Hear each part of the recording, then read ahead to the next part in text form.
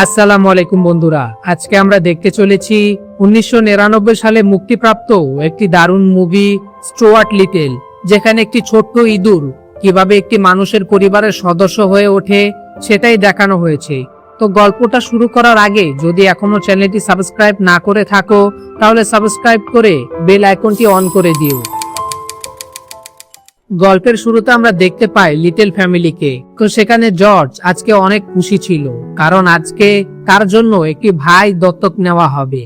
আর তাই সে সকাল সকাল তার বাবা মাকে ডেকে তোলে। তারপর ফ্রেডরিক আর এলিনোর জর্জকে স্কুল বাসে তুলে দেয়।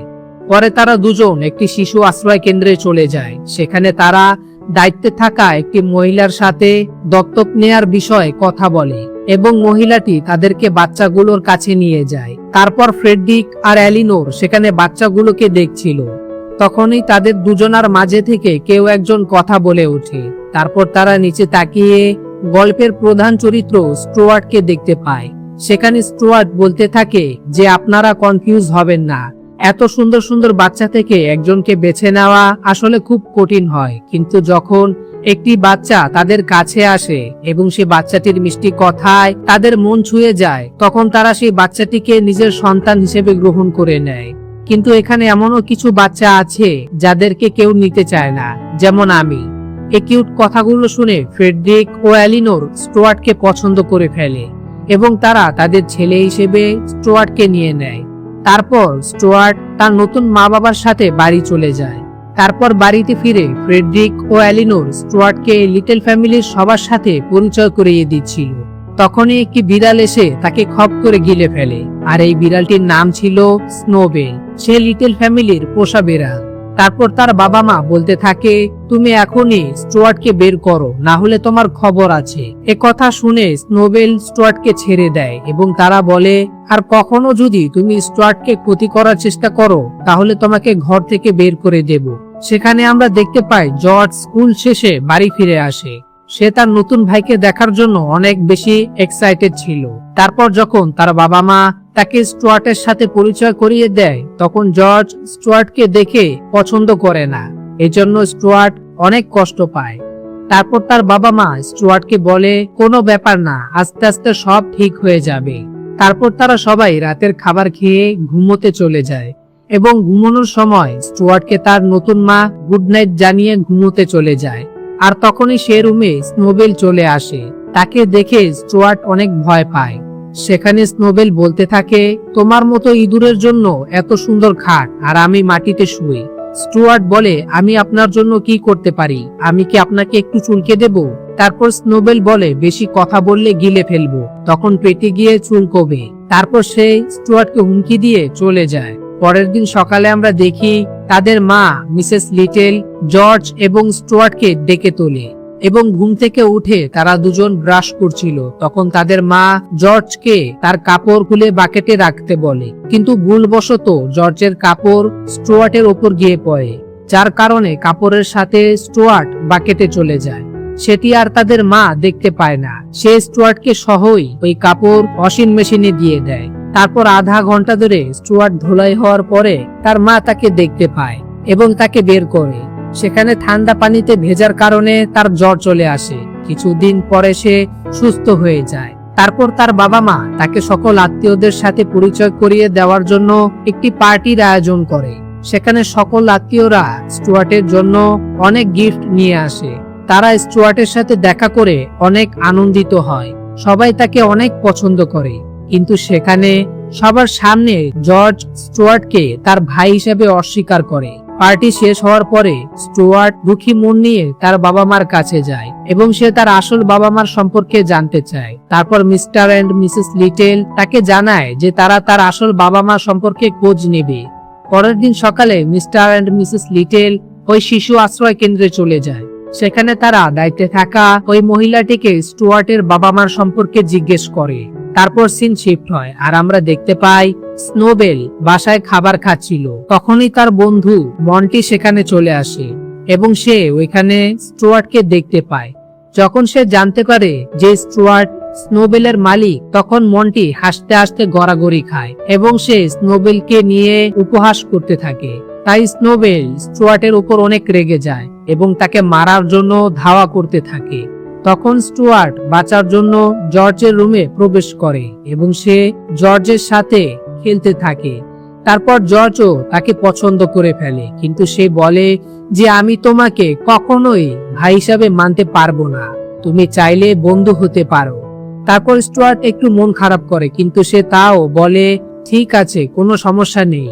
তারপর জর্জ তার প্রিয় গাড়িটি স্টুয়ার্টকে খেলার জন্য দেয় এবং সে ওই গাড়িটি দিয়ে খেলতে থাকে। সে ওইখানে একটি নৌকা দেখতে পায়। তখন সে জর্জকে এই বিষয়ে জিজ্ঞেস করলে সে তাকে জানায় এই নৌকোটি সে আর তার বাবা মিলে একটি কম্পিটিশনে অংশ নেওয়ার জন্য বানিয়েছিল, কিন্তু এখন জর্জ সে কম্পিটিশনে আর অংশগ্রহণ করবে না।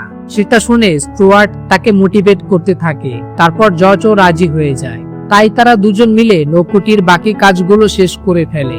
তাদের দুজনকে একসাথে দেখে মিস্টার এন্ড মিসেস লিটল অনেক বেশি খুশি হয়। অন্যদিকে আমরা দেখতে পাই স্নোবেল আর তার বন্ধু মন্টি স্টুয়ার্টকে মেরে ফেলার জন্য মন্টির বখাটে বন্ধু স্মোকির কাছে চলে যায়। তারপর তারা তিনজন সেখানে স্টুয়ার্টকে মারার প্ল্যান করতে থাকে। পরের দিন সকালে আমরা দেখতে পাই সে নৌকো প্রতিযোগিতায় জর্জ অংশগ্রহণ করে। সেখানে জর্জ তার নৌকোটি চেক করছিল আর সে স্টুয়ার্টকে তার নৌকোর রিমোটটি আনতে বলে, কিন্তু স্টুয়ার্ট অনেক ছোট ছিল, তাই সে রিমোটটা ঠিকভাবে আনতে পারছিল না। আর তখনই রিমোটটা মানুষের পায়ের নিচে পড়ে ভেঙে যায়। সেটি দেখে জর্জ অনেক চিন্তিত হয়ে যায়, কারণ কিছুক্ষণ পরেই কম্পিটিশন শুরু হবে আর এখন তার রিমোটটা ভেঙে গেছে। তাই জর্জ এই কম্পিটিশনে জেতা সমস্ত আশা হারিয়ে ফেলে। কিন্তু তখনই আমরা স্টুয়ার্টকে তার নৌকোতে দেখতে পাই। সে ওই নৌকোটি নিজে চালিয়ে জর্জকে জেতানোর সর্বোচ্চ চেষ্টা করতে থাকে, কিন্তু সেখানে জর্জের একটি ক্লাসমেট ছিল। তার নৌকোটি অনেক বড় ছিল আর সে জেতার জন্য ইচ্ছে করে জর্জের নৌকায় ধাক্কা দেয়। সেখানে যেহেতু স্টুয়ার্ট ছিল তাই সে কোনোভাবে নৌকোটিকে কন্ট্রোল করে নেয় এবং অনেক কষ্টে সে প্রতিযোগিতায় জর্জকে জিতিয়ে দেয়। সেখানে জর্জ অনেক বেশি খুশি হয় আর ফাইনালি সে স্টুয়ার্টকে তার ভাই হিসাবে গ্রহণ করে নেয়। তারপর তাদের ফ্যামিলির সবাই এই বিজয়ের সেলিব্রেশন করছিল। ঠিক তখনই তাদের দরজার সামনে স্টুয়ার্টের মতো দেখতে দুটি ইঁদুর এসে হাজির হয় এবং তারা স্টুয়ার্টকে তাদের সন্তান বলে দাবি করে। তারা বলে যে স্টুয়ার্ট আমাদের হারিয়ে যাওয়া সন্তান, আমরা তাকে ফেরত নিতে এসেছি। এ কথা শুনে তারা চিন্তা করে যেভাবেই হোক তারা স্টুয়ার্টকে তাদের কাছেই রাখবে। তারপর স্টুয়ার্টের আসল বাবা মা তাদেরকে বলে যে স্টুয়ার্ট একটি ইঁদুর, সে আপনাদের সাথে কখনোই সুখী হতে পারবে না। তারপর মিস্টার এন্ড মিসেস লিটল বিষয়টি বুঝতে পারে। তারা তাকে তার মা বাবার কাছে ফিরিয়ে দেয়। সেখানে জর্জ স্টুয়ার্টকে কিছুতেই যেতে দিতে চাচ্ছিল না, কিন্তু তাও সে তার ভাঙা মন নিয়ে স্টুয়ার্টকে বিদায় জানায় এবং সে তার প্রিয় লাল গাড়িটি স্টুয়ার্টকে গিফট করে। তারা সেই গাড়িটিতে করে সেখান থেকে চলে যায়। পরের দিন সকালবেলা ওই শিশু আশ্রয় কেন্দ্রের দায়িত্বে থাকা মহিলাটি তাদের বাড়ি আসে এবং সে তাদেরকে জানায় যে স্টুয়ার্টের বাবা মা কয়েক বছর আগে কার অ্যাক্সিডেন্টে মারা যায়। তখন তাদের কাছে সব পরিষ্কার হয়ে যায়। আসলে ওই দিন রাতে যারা স্টুয়ার্টকে নিয়ে গিয়েছিল তারা তাদের আসল পিতামাতা নয়। তারপর তারা পুলিশ কমপ্লেন করে। অন্যদিকে স্টুয়ার্টের নকল বাবা মা তাকে একটি জায়গায় নিয়ে যাবে বলে রেডি করায়, কিন্তু সেখানে স্টুয়ার্ট তার বাবা মাকে খুব চিন্তিত দেখতে পায়। তারপর সেই চিন্তার কারণ জানতে চাইলে তার নকল বাবা মা তাকে সব বলে দেয়। আসলে স্মোকি নামের একটি বখাটে বিড়াল তাদেরকে মেরে ফেলার হুমকি দিয়েছে, আর যদি তারা স্টুয়ার্টকে তাদের হাতে তুলে দেয় তাহলে সে তাদেরকে ছেড়ে দিবে। তারপর স্টুয়ার্ট সেটা জানতে পেরে সে তার গাড়ি নিয়ে সেখান থেকে চলে আসে।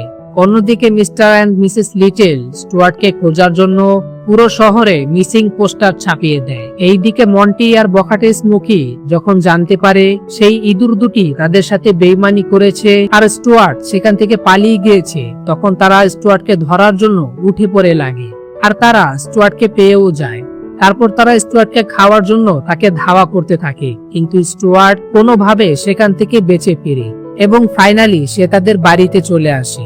ঘরে ঢুকে সে কাউকে দেখতে পায় না। তখনই সেখানে হাজির হয় স্নোবেল। সে তাকে তার বাবা মা সম্পর্কে উল্টোপাল্টা বোঝায়। সে বলে তুমি যাওয়ার পর থেকে লিটল ফ্যামিলি খুব ভালো আছে, তারা তোমার কথা মনেও করে না, তারা ঘুরতে যায়, মজা করে।